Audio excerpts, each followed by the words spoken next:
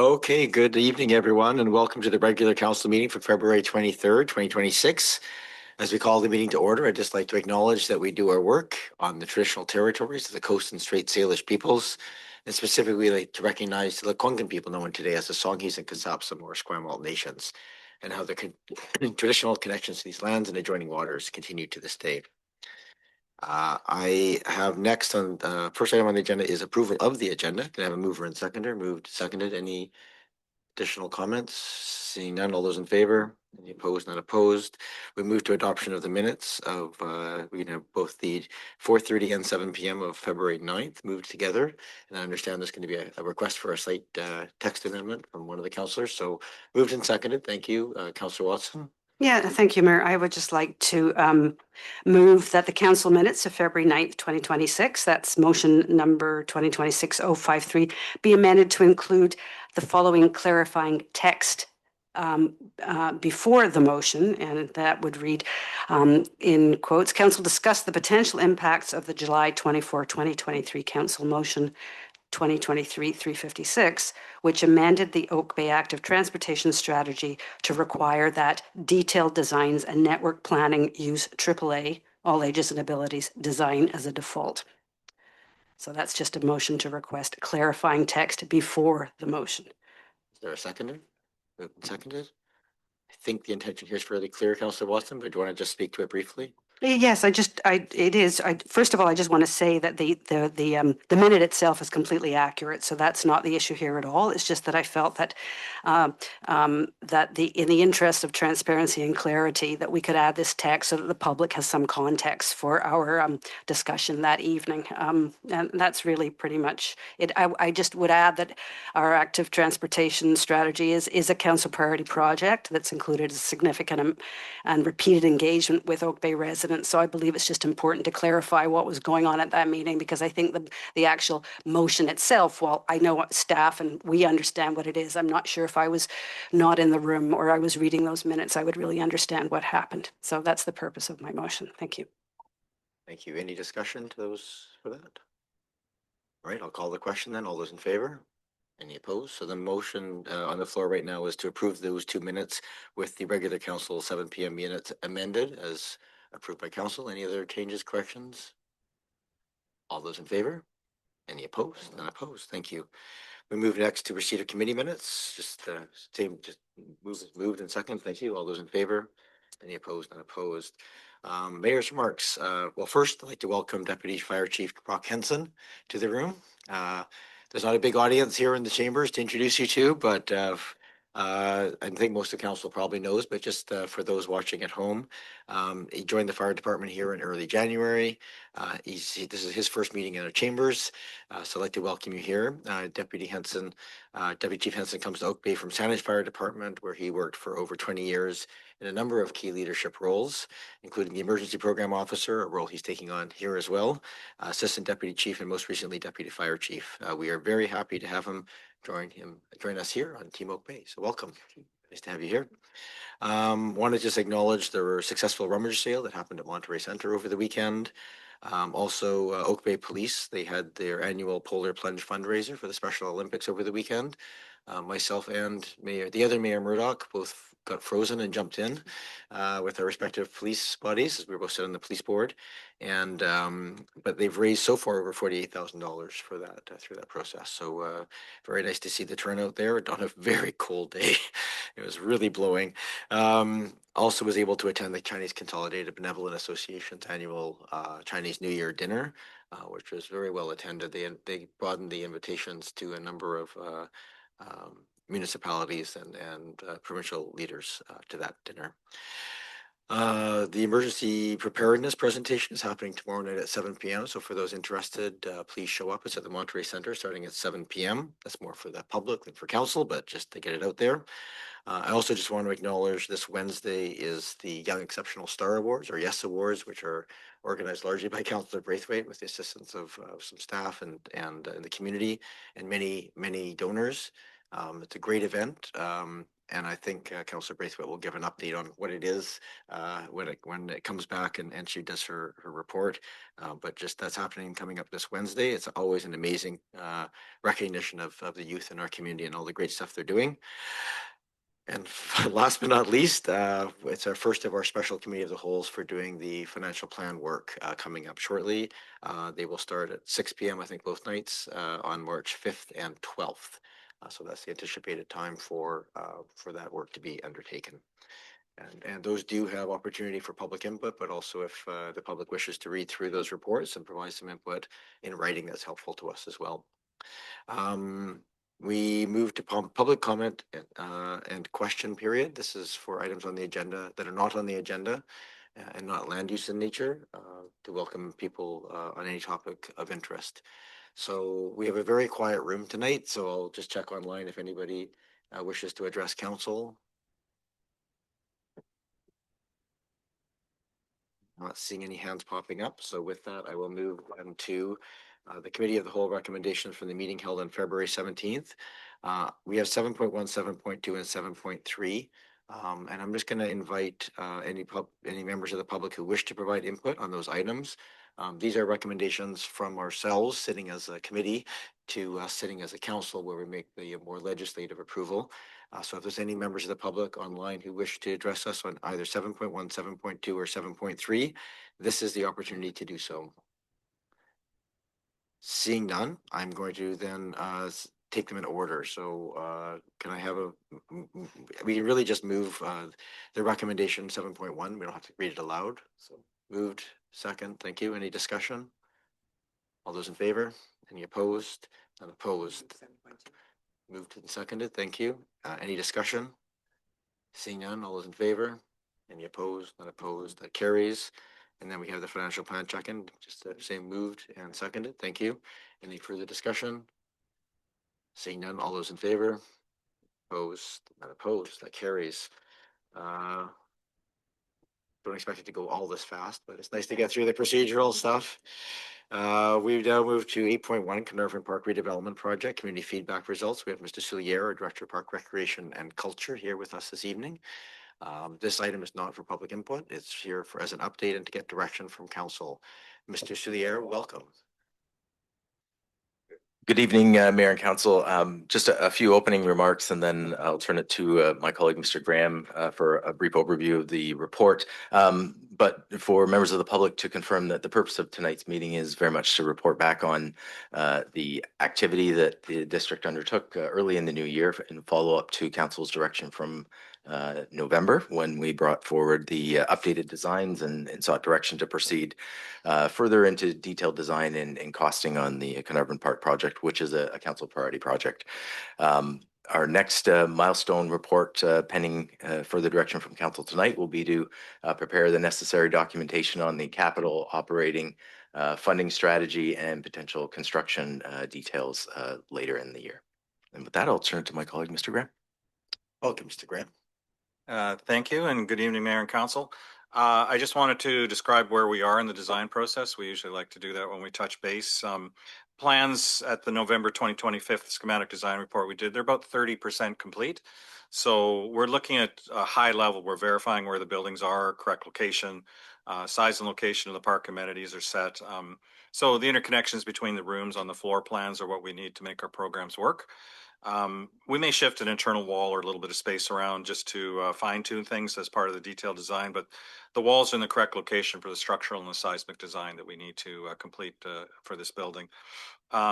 The outside of the building, we've, again, same sort of idea. We've set locations and size of park amenities, but not all of the details.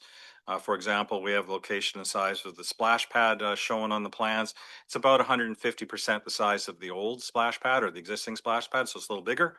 However, the next phase of detailed design will take that allocated space and we'll start doing equipment list, park play equipment, and those sort of things. So there were a number of comments on the surveys that we did that the spaces look very sparse, and that's to be expected at a design that's only 30% complete. So with council's permission to proceed, we'll begin that detailed design phase. We'll update renderings, inventories for play equipment, construction specifications, and as Mr. Saleh said, we'll have more information later this summer with more updated renderings. Thank you very much for that. We'll turn to questions from council first. Go ahead, Councillor Braithwaite. Thanks very much, Mayor, and through you. Thanks for the report. I'm getting pretty excited about this coming up. So as I'm sure the whole community is, I know that when I was reading the report, there was a lot of comments, etc., around the grassy area, the turf durability and the drainage and the tree canopy. So some of my questions will be around that. Through you, Mayor. I'm wondering if you can tell me if we've considered any minor reconfiguration to increase the continuous grass space as that came out of a lot of the comments from the public. Mr. Soulier. Through the mayor, I would say that the certainly the feedback we received from some folks related to the amount of hardscape was noted by the team. The programmed area that is really the focus of this design in that kind of northwestern area of the park is quite hardscape in nature. We have sport courts, we have a plaza, the splash park, obviously. With the adventure play area, there's an opportunity there to introduce some softscape around the play area.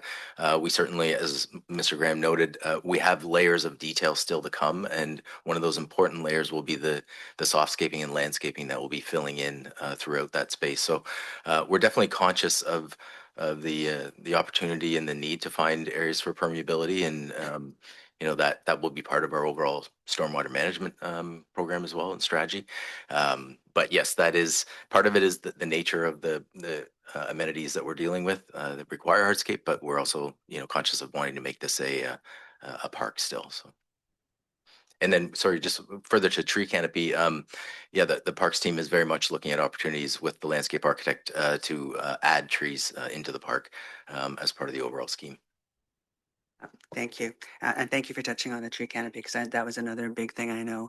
And then the other big item that I had a lot of conversations with people that evening about was the drainage on the soccer field side where the dog park is going to be. And I know that I believe that we asked some questions last time you were here in regards to what mitigation was going to be done to that field, but there was nothing in the budget to mitigate that field at that time. And so I'm wondering if, because of the comments that came up from how wet that specific area where they're planning, where the dog park is planned to be, how wet it is, if we've kind of changed to perhaps look at some mitigation on the drainage in that area of the field. Soulier. The surface area for the dog park was definitely one of the areas that we heard concerns about or questions about. And at the January information session, we took a lot of notes from individuals that use that area currently with their pets, as well as individuals that use the sport field. Now, the drainage situation with the sport fields is not in scope of this project, but it is something that our team has already identified as something for future investigation. The area where the dog park is planned to be introduced and formalized on that eastern edge, that will require some level of drainage consideration and surfacing consideration. And the team hasn't yet landed on the exact surface treatment, but we are certainly leaning towards something more of a gravel or a harder scape, something that's going to be durable, rather than a grass surface that would get full of mud, and it'd be very difficult to keep any grass growing in that location if that was the surface. Thank you. And through you, Mayor. And as far as the water park goes, I know that Rotary has been very involved in the current water park and did a lot of fundraising and stuff for it. And I'm assuming that they're going to want to be involved again and do fundraising for some of the items that will be included in the water park. Through your worship, I've had a couple of meetings with Rotary, just very high level, but they're quite keen and interested to remain with their partnership on the park.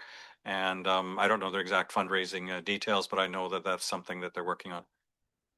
Thank you. And my last question is to you, Mayor.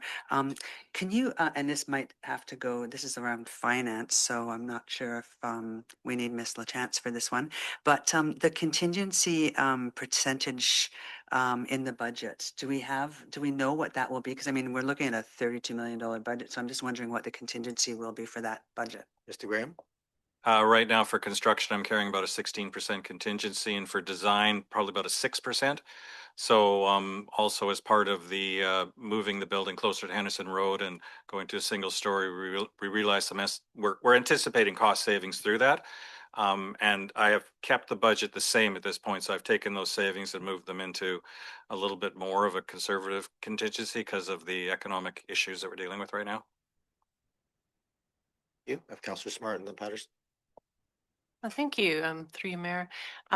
My first question is just with regards to the childcare programming, which I believe is presumed to be a 3 to 5 year childcare at this point, and there were several comments in the survey, and I've also heard from members of the community about infant care and after school care being much more highly in need than 3 to 5 childcare. And I wondered if staff could comment on the evaluation of that potentially being the best focus for childcare provision, and what sort of work has been done to evaluate what type of childcare we offer. Chalier? Through the mayor, our recreation team has been involved in evaluating the programmatic opportunities for that space. I unfortunately didn't bring all of the details of that work that's been done to date with me today, but that will be part of the program that we bring forward, or that's sort of the package that we bring forward in terms of the operating plan and projections later in the summer. So it will be for the entire operation of the park, including the new elements in the buildings, the elements within the building as well. Please go ahead. Thank you. So through your staff, just to clarify, it sounds then like staff is looking at the community need when they're considering the future design of that space. Chalier? Through the mayor, yes, that absolutely there was agreement amongst staff that there is a need for this level of childcare, this type of childcare, and the licensing requirements have been factored into the design so far. And as I say, the operating projections, the financial considerations will be part of that package. And so, Thank you. Through you, Mayor. My next question is just with regards to the report in general. Staff is recommending no major changes at this point, but I wondered if staff could comment in general on the impact that the community feedback has had with minor changes going forward. There seem to be, as I've already come up, a few of the items, sort of a dozen themes that arose from the feedback, particularly to guide the project. And I wondered if staff could just comment. My read of it is that will be very helpful information to inform the design going forward. So I just want to make sure the community hears from staff today what kind of impact this feedback session has had on the benefit of the project going forward. Mr. Graham? Mr. Chalier? Mr. Graham? Through your worship, we've combed through. There's a lot of comments there because we asked open-ended questions. That was a difficult way of doing a survey, but they gathered a lot of information. So we've gone through a lot of it, and there's a lot of key elements that we've taken out, little gemstones here and there about. But we've had both pros and cons on a lot of those items as well. So we are taking them all under consideration. We read through everything that we have. And Mr. Chalier? yeah, if I might, there definitely were pieces of information that were at a deeper level of detail that we're still about to get into. So yeah, we definitely want the community to feel that and understand that the information that we received, while staff weren't recommending any major changes to the overall plan and the layout that was presented to council, we certainly gleaned information that will be very helpful as we look to fill in those more specific details for all of the plan elements in work to still to come. Anything else? I think you said one last question. It was just with regards to the timeline. I'm just wondering if this council will likely see the construction approval decision before the end of this term, just recognizing how tight it is if we're at 30% drawings at this point. And I just wondered how much the timeline has slipped, and if it's still a possibility that this council will be approving that sort of construction approval decision or if it's likely going to be on the next council to have that approval. Mr. Graham? Through your worship, the schedule has slipped a little bit. We recognize that. However, we've got plans in place and our intention is, late this summer, probably might be one of the last agenda items before the summer break that we would be bringing our final recommendations. We may not have the full tender packages, but we'll have the designs at the point where we can recommend, final cost, Class A estimates and be able to advise council on, whether we should go for tender or not and leave it up to your choice. Thank you. Mr. Patterson? Yes, thank you, Mayor, and through to staff. I'm not sure who can best answer this, but given the recent changes in provincial budgets and the filtering down that has, certainly on grant streams and the pressures on the provincial budgets and the effects on local budgets, I'm wondering if staff have reviewed this project for potential opportunities to phase the capital building costs, should the need arise or council want the opportunity to look at different ways to phase in the cost of the project, should the need arise, especially in the changing landscape of grant funding available for projects of this nature. Thank you. Mr. Graham? Through your worship, we haven't set a final phasing plan yet, but we were working on several different options. Building the building first is a good risk mitigation because it's the most expensive item, get that dealt with first, but most of the other items can be deferred to later years. It may drag out the disruption to the park, so we will be looking at those impacts as well. Yes, thank you, Mayor. I just thank you for that information. Just to clarify it, now that the building is all on one level, I'm wondering if there's an opportunity to, in fact, phase the building in two phases so that council would and the community would have the opportunity, should they so desire, or the need arise, depending on budget constraints, to accomplish an acceptable level and move to a broadened level of service in a building. So in other words, could you phase the building in two parts? It's kind of in two sections right now. And so I just put that forward because given the change in circumstances and financial pressures, both on local governments and out of the province, and certainly the experience of the residents in our community, just to have that opportunity should we wish to take that route. Thank you. Yeah, go ahead. Through your worship, being this is a mass timber building, the structural and seismic would be extremely difficult to build the building in two phases. There are other parts and other cost savings that we can look at, dealing with finishes and stuff like that, but the building itself, we wouldn't be recommending splitting it up. Thank you. Other questions? Just had one question around the I guess confirmation in terms of the two buildings, particularly the childcare space.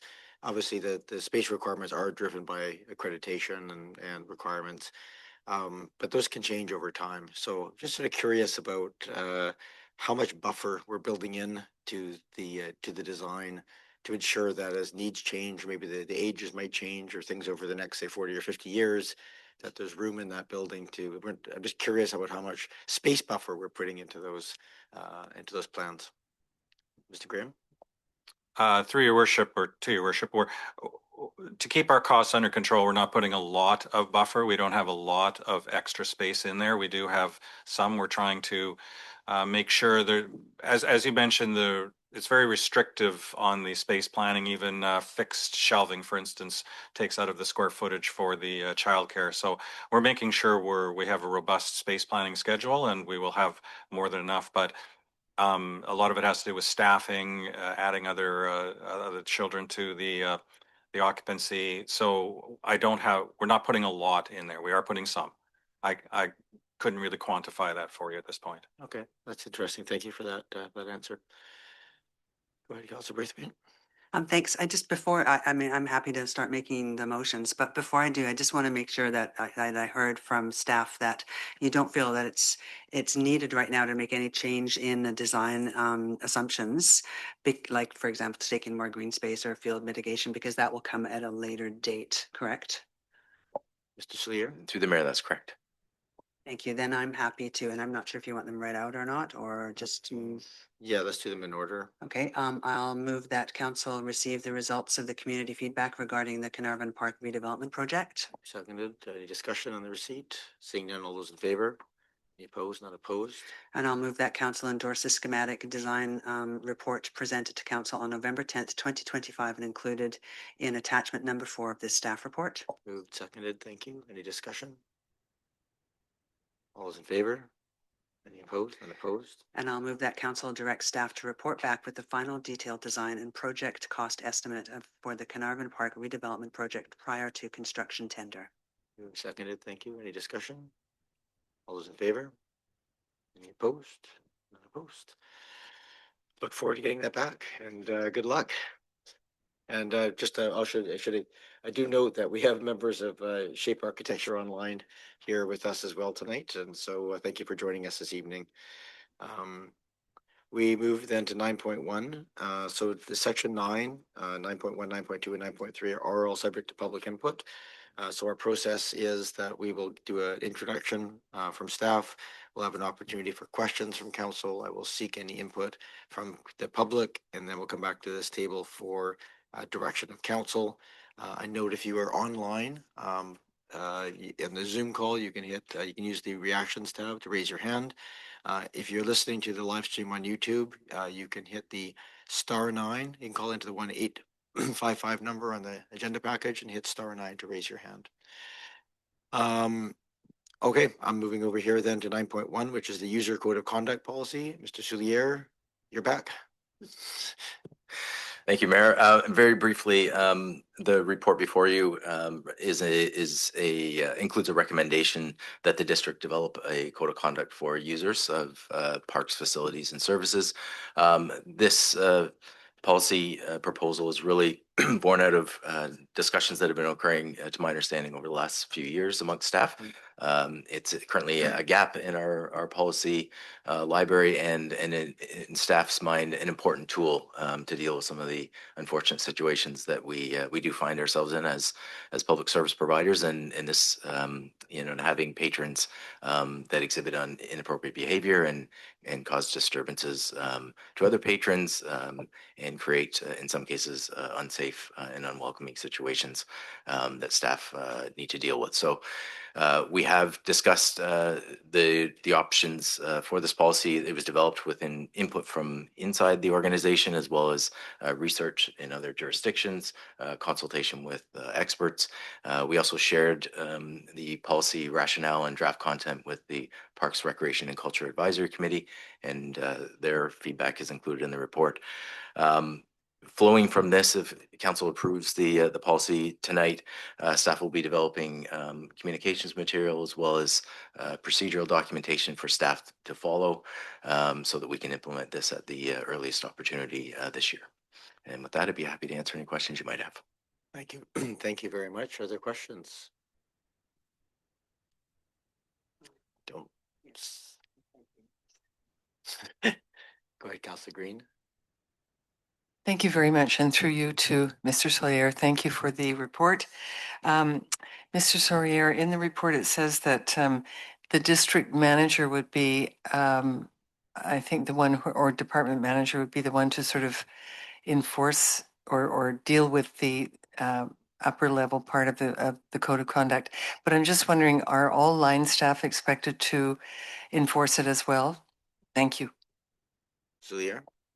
Through the mayor, yes, staff will be involved in enforcement of the policy and providing information and direction. We've identified sort of we've defined it in the policy for certain levels of staff, leadership levels in particular, when it comes to making determinations about consequences.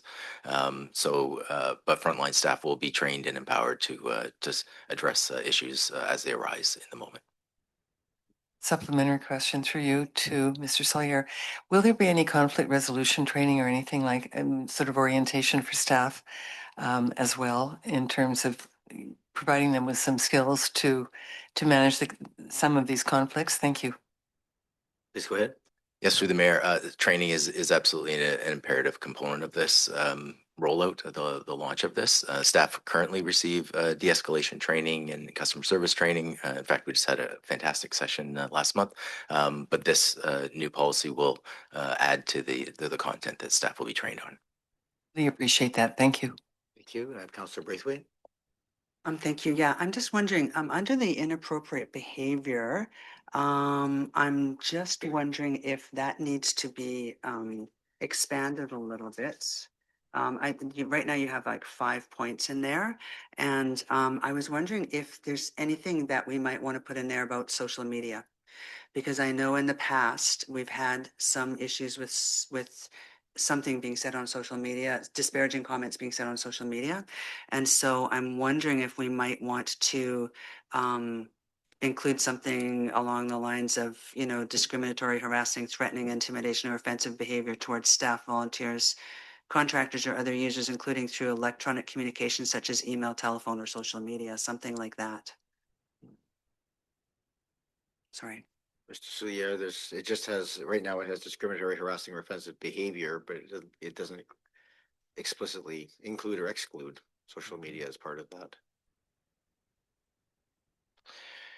Through the mayor, I think I would want to get some advice from our legal representatives on that. They were involved in helping to draft this, and I'd want to make sure that if that was something that we were going to add to this, that I'd received advice on that. Yeah, I certainly wouldn't recommend that we make text changes at this point. Sorry, and Please if go I ahead. might, and I also wondered, as far as minors go, if there's an occurrence that a minor has broken the code of conduct, is there a policy in place that we would reach out to their parents or to their whoever is looking after them? Like how do we go further than the minor, or do we need to go further than the minor? Cecilia? Through the mayor, if the individual is a minor and is known to staff and is, for example, registered through one of our programs, then there would be a parent or guardian that would be included. We would have their contact information, and we would be including them in any investigation or discussion of outcomes. Thank you. And lastly, as far as thresholds go, I'm not sure if they had a specific thresholds like 30 days, 60 days, 6 months or whatever within this code of conduct. And if we did have a threshold in the code of conduct, would that have to be something that, it would have to be reinstatement after 30 days would come after a letter from the director or from the CAO or something like that? Mr. Soulier, I know it's not written out in this, it gives those options as pieces, but please go ahead. That's right, through the mayor. So those details will be written into our procedural documentation, and absolutely, as you've noted, there'll be thresholds. Reinstatement requires a meeting with the manager and a discussion prior to reinstatement, etc. Thank you. I'm just looking for the best way to protect the staff. So thank you for that. Thank you. Those are the other questions. So I'm going to go to members of the public. If anybody online or in the chambers, echoes in here, wishes to make any comments on this is 9.1 user code of conduct policy at the Parks, Rec and Culture. Don't see hands popping up, so I am going to come back to this table. I'll move the recommendation. Thank you. Moved and seconded. This is both parts, based that to approve it and to delegate authority for minor changes. Councillor Appleton. Thank you, Your Worship. Just because the motion's on the table, I just wanted to extend my thanks to Mr. Soulier and staff team for undertaking this work, having looked at similar components just in my tenure, both as chair and trustee of the library, and recognizing that sort of the delivery environment is evolving and ever more complex, and that you need updated tools and policy materials to help support staff in these types of situations. So I just wanted to extend my thanks. Thank you. Don't see any other discussions. I'll do the same and just extend my thanks for the work done on this. I think it's a good and logical step to have. Sad that we need it. All those in favor? Any opposed? None opposed. That carries. We move then to 9.2. Same process before. We'll have questions in public, then consider the matter at hand. If anybody in the public wishes to talk to us about this matter, I'd ask that you raise your hand now so that I can turn to you post questions. I'll turn this over to Mr. Rennick, who's our Director of Engineering and Public Works. Welcome, sir. Good evening. Thank you for the introduction, Mr. Mayor. Good evening, members of council. This is a relatively procedural matter for council. This pertains to a request from Camosun College for a driveway access that is wider than the bylaw standards. Last summer, council amended the driveway access bylaw to allow commercial or institutional land uses to receive wider than standard driveways on resolution by council. Council has already issued one such resolution for the Uplands Golf Club. This request came as Camosun College is working on their student housing project and have looked at reconfiguring the access onto and off of the campus. They have provided a report from Watt Engineering. Staff have reviewed that report and agree with the conclusions that Watt raised and feel that it is suitable for council to approve the request. However, I am happy to take any questions or provide any additional information that may be required. Thank you. I will turn to members of council. Are there any questions related to this? Please go ahead, Councillor Patterson. Yes, thank you, Mayor, and through you to Director Rennick. Director Rennick, could you just, if you have the information, share with us in the location where the driveway is to be widened, is that a lighted pedestrian crosswalk also in that area? Because you'll have the traffic, the bicycle lanes, and it's the transit station is right across from there too. So I'm just wondering if it's a lighted pedestrian crosswalk. Mr. Rennick? Through the mayor, there is not a crosswalk at that exact location. The crosswalk is further south down Falbay Road by the fountain. That's not affected by this request. Councillor Green? Thank you, and through you, thank you, Mr. Rennick. I just wanted to know, the sightlines in that area are a little tricky. It goes from 40 and then it kind of curves, and I'm just wondering if a wider driveway entrance will pose any concerns in terms of traffic flow and safety. Thank you. Mr. Rennick? Through the mayor, we did not have any sightline concerns when we reviewed the location. It is quite a ways from the bend. This area is entirely 50 kilometers per hour. Usually what we would do to modify if there was a sightline concern would be to restrict parking, but it's already no parking on that section of Falbay Road. So overall, do not see a concern to sightlines by widening this driveway. Thank you. Thank you. Don't see other questions, so I'm going to check any members of the public wishing to speak. I asked already if you could raise your hand. I don't see any hands raised, but one last chance. Seeing none in the room or online, I'll come back to this table. We have a recommendation here for approval, but we can take the moved and seconded. Thank you. Any further discussion? Not seeing any. I'll call the question. All those in favor? Any opposed? None opposed. Thank you. Moving then to 9.3, also with the same process for public input. This is the Currie Road sewer replacement, Windsor Park impacts. Mr. Rennick, you're back on deck. Thank you, Mr. Mayor. This is not the kind of report that is usually brought to the council, as generally the technical route that we choose to take on a capital project is strictly an operational matter. However, I wanted to bring this one to council to highlight that there is some complexity associated with replacing the sanitary sewers on Currie Road. With, as is described in the report, with the rock on Currie Road, with the proximity to East Coast Interceptor, and with the fact that really the most technically feasible alignment is replacing the existing sewer that's within Windsor Park. Knowing that Windsor Park is a well-loved community amenity and that there will be significant impacts on park users, we felt that it would be prudent to bring the matter before council to essentially allow it to be discussed in this forum, and to have the Director of Parks, Rec, and Culture here to be able to speak to impacts on park users and how we will keep the community informed and how we will manage those impacts on park users. So that's kind of why we're bringing us at this stage, because typically council would not see these projects until we were asking for a tender award, but we felt that this one had enough complexity that it merited an earlier check-in.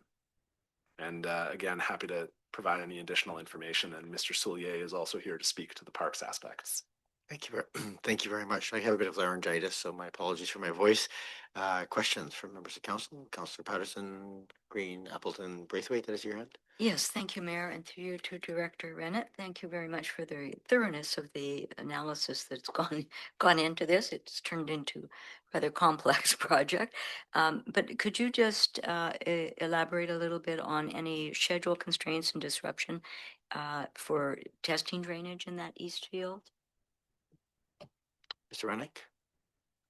Through the mayor, in terms of impacts on the project schedule, I don't foresee doing some test holes to investigate the drainage to have an overall impact on the project schedule.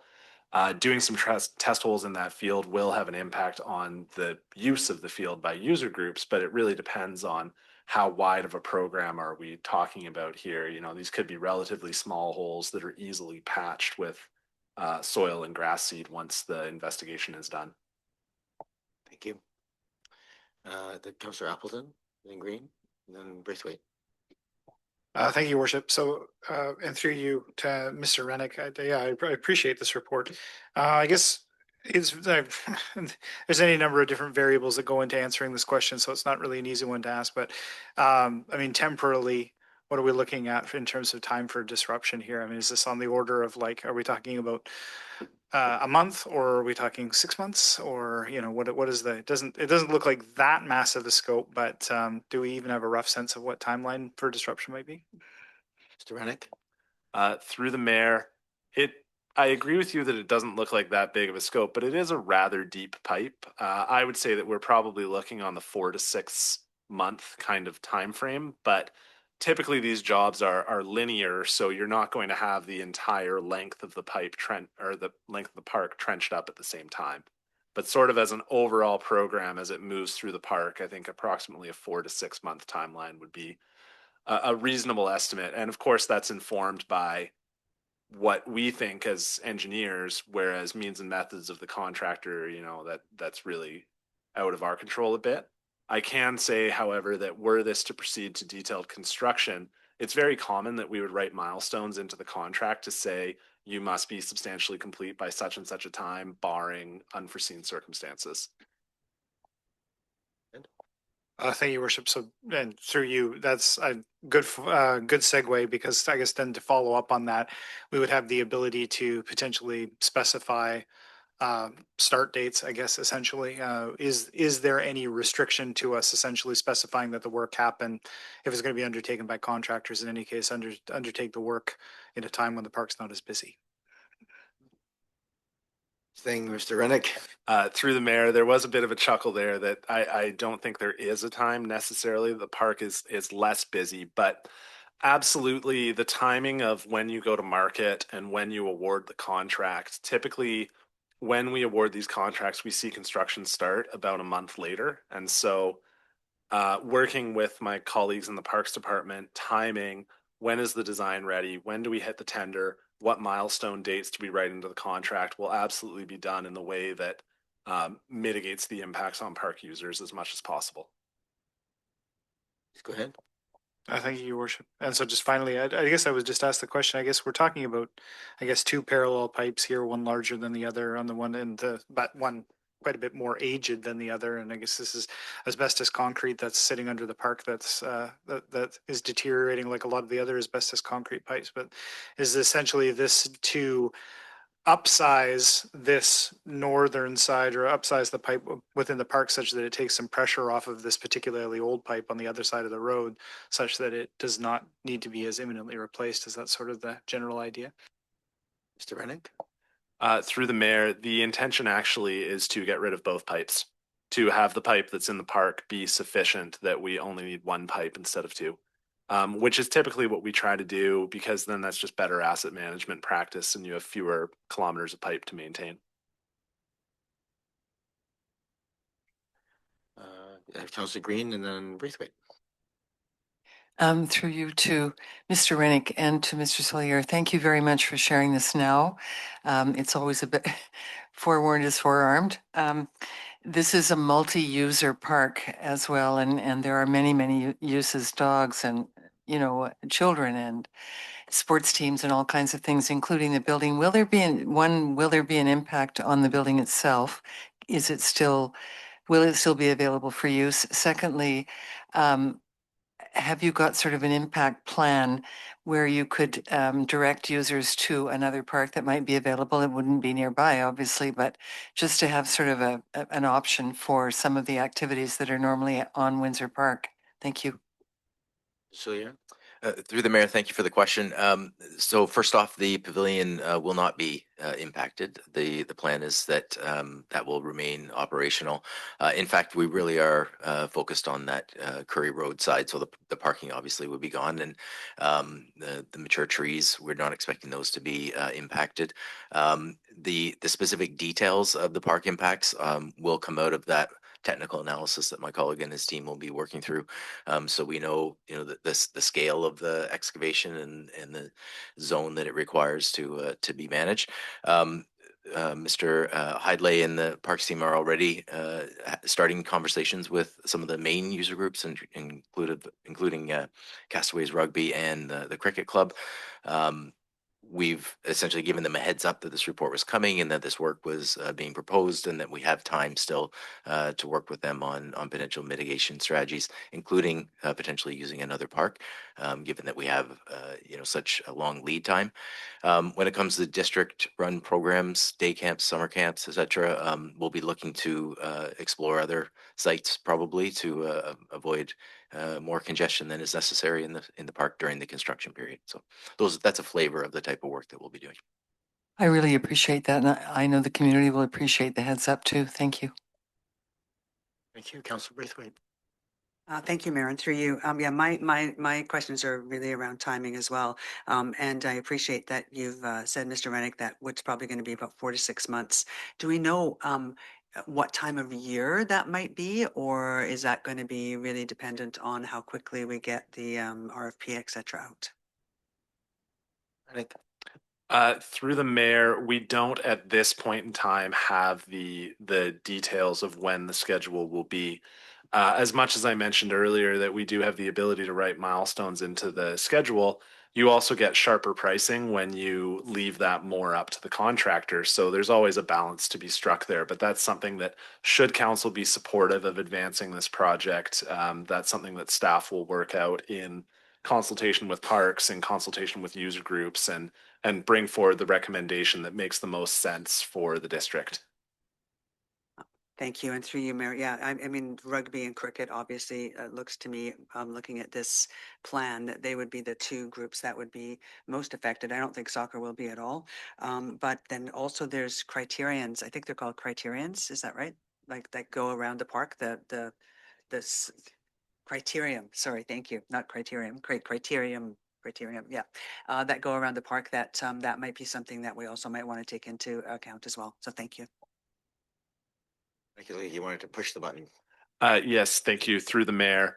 That is another group that we might need to be in contact with. I know that they really appreciate that particular route, and that might be something that we have to look at accommodating elsewhere in the district in 2027 should this proceed. Thank you. Other questions before I go to the public? I have a couple of quick questions and then we'll go to the public sphere. I wasn't entirely clear on how this would work. So thanks for the clarification to Councillor Appleton's question about the replacement of both with one. What is this, if there's that much rock there, how do we manage the both the length and the angle of laterals to the houses on Currie Road if we're adding that extra, I don't know, whatever it is, 10, 12, 14 meters from the existing pipe? Are those all will they still work okay? And are we concerned about pushing that many laterals through stone to get into the park? To you, Mr. Rennick. Thank you. We have not done a detailed investigation of those laterals, but the vast majority of those homes on Currie are quite older homes, meaning they're either slab on grade or crawl space construction. Their laterals will be quite shallow, maybe a meter, meter and a half below grade, tying into a sewer that's 4.5, 5 meters deep. Typically, we see the laterals stay quite shallow until they get very close to the sewer, and then they take a long sweep down. So I would say, pending an investigation, I'm not overly concerned about meeting grade. I expect those laterals are much shallower than the deep main. Okay, but obviously, so that would just be one of those situations. If the details came out and that caused a problem, then you would address that by perhaps a change of plan. Is that the process here? Yes, absolutely. That's the process. Even early on in some of the conceptual stages, there was an option. Had we gone down the sewer pump station route, we would have been constructing a shallow sewer on Currie to pick up those houses that front onto Currie. So that would be the absolute worst case scenario, is that there's a couple of houses on Currie that we have to have a short run of shallow sewer to pick them up. But it's not something that I'm overly concerned with. Okay, thank you for that. And the other question I had was related to the stormwater, like so the drainage of the park, but also just stormwater in general. It's a very low part of the community, obviously. Is part of this work, if as improve in terms of improving the drainage, is that also going to be taking opportunity to also do any upgrades to the storm drain system in that area as well? Mr. Rennick? Thank you for the question. We always do try to take the whole corridor approach as much as possible. You are right, it's a very low-lying area. It's adjacent to the Orchard storm pump station. We are kind of limited in terms of how much we can do, but just in terms of, you can't get much lower than you already are because it still needs to connect to that pump station in order for the drainage to work. But if we're in an area where we can opportunistically replace some broken pipe or something like that, we always try to take advantage of that when we're, in the neighborhood. But this is primarily a sanitary sewer project. Okay, thank you. And as if I recall, my multi-year plan looking out that those Orchard pump stations is one of those things that are sort of scheduled for increasing in capacity to deal with some of the larger flows. Is that correct? Yes, that is, but that's not on the immediate horizon. Understood. Storm pump stations are costly ventures to undertake. Yeah, thank you. That's all my questions. Are there any members of the public who wish to talk to council or address council in this matter? Again, this is 9.3 Currie Road sewer separation. We do have a hand online, so please unmute yourself and introduce your name and municipality of residence, although we know. Hi, Kathleen Matthews, and I live in South Oak Bay, right from Currie Street on the corner. I've looked at this report a little bit, but I do have some questions. I've been trying to find out, like, is Currie Road going to be closed as well for the entire? I mean, I'm really glad that you're doing the pipe within Windsor Park. I think that's a smart thing to do, but is Currie Road going to be closed as well? There's a tremendous amount of parking along there. And when people get out of the cars, there's a lot of entrances along the hedge where that's how you get into the park. And those entrances, people are probably not going to be able to go through all those hedge entrances. They're going to have to walk down maybe to the sidewalk to get into the park. There's still no crosswalks at those sidewalks. I'm just wondering how you're going to, I'd like to know a little bit more about what Currie itself is going to be like. And if people have to connect further, do you have to dig up across Currie to facilitate that? Like, how does it impact the street as well? And then the pedestrians, if they're still parking on there when people come to the park, how they're going to manage to get into the park. They have to cross over to the sidewalk and then back over to get into the park. It's the pedestrian access around this. Thank you, Ms. Matthews. I'm going to give that question to staff, but probably some of those details are still, probably a bit more than we have right now, but certainly I think I believe you've already touched on the fact that we're expecting most of the parking to be closed off during the course of the work, but Mr. Rennick, can you please just clarify that? Yes, thank you through the mayor. There are certainly going to be areas, particularly closer to the Rose Garden, where based on the depth of the excavation and how close it is to the road, I certainly cannot see parking being maintained when the excavation is in those areas. I will say that all of our projects that are on roads or adjacent to roads require traffic management plans to be prepared by the contractor, by a registered professional, which are reviewed by the engineering department. The details of that plan are, of course, up to the contractor, but I would say that we always strive to maintain at least local traffic access so that residents can still drive into their driveways as much as possible. And that has been the case on every project that we've done, even major projects in the uplands.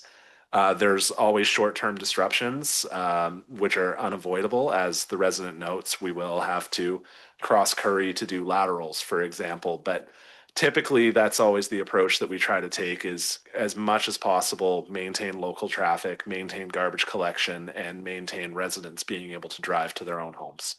Thank you. Could you talk about pedestrian traffic, though? That's the other piece I was sort of really interested in. How are you going to manage pedestrians trying to get into the park? Like those kids come from the school down at the corner, at the corner of Currie and Newport, and the kids are always walking up the sidewalk past my house to get into the park along the sidewalk, the pathway into Windsor Park. So it's a pedestrian path. Is everybody going to have to go all the way around to get into the park, or is there going to be a way that they can still use the sidewalk to get into the park? Mr. Rennick, do you anticipate that the walkway access will be available for some or all of the project time?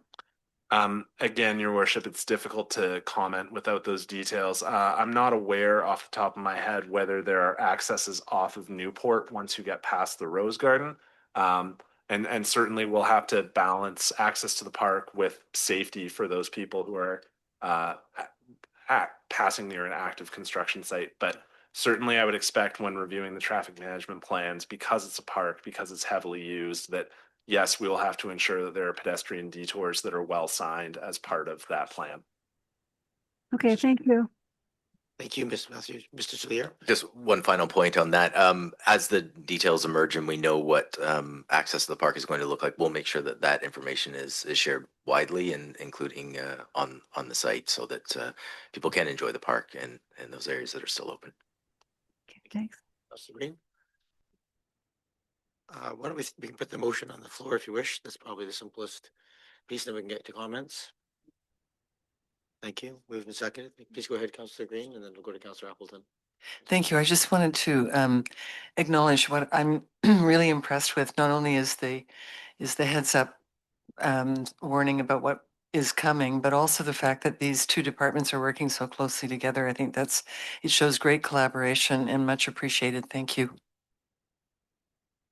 Councilor Appleton, and then Councilor Watson.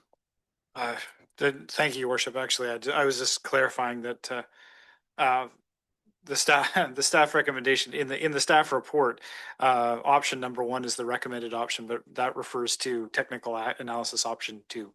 So I just wanted to be clear about that. I think I get it, but yeah. So. Yep. Okay, good. Councilor Watson? Yes, I just wanted to kind of piggyback on Councillor Green's comment. Based on I know Parks hasn't been so closely involved, but based on the experience in managing the construction McNeil, I think we have really good community appreciation for how a well-managed project actually has kept that street really functioning very well through a extended construction period time. So you've got a good track record, Mr. Rennick, and I think this will be fine. Thanks for the report. Thank you. I don't see any other hands. So I do appreciate, I just want to thank staff for bringing this to us. I think this is one of those, I think you highlighted at the beginning exactly right. This is something that we really do rely on the technical, professional advice to do it. But this is one of those ones that is going to have a significant impact on the public. and it'd be a very visible project. And so I think having it in the public realm as early as possible and just making sure that you haven't missed something in the course of those considerations is really well appreciated. So thank you for bringing it to us. And yeah, I think I think that's all I have to say on the matter. Any other discussion before I call the question? None. All those in favor? Any opposed? None opposed. Thank you very much. Is there any new business or notices of motion? Okay. Yeah, I'll be bringing a notice of motion or a motion to council on March 9th in regards to amendment to the sign bylaw in 1997. Thank you. And you provided that already to I staff? provided it to Okay, staff it's already, in yeah. the process. Okay. And then I'm going to seek adjournment. Moved, seconded. All those in favor? Any opposed? None opposed? Before 8 o'clock. Just snuck in there.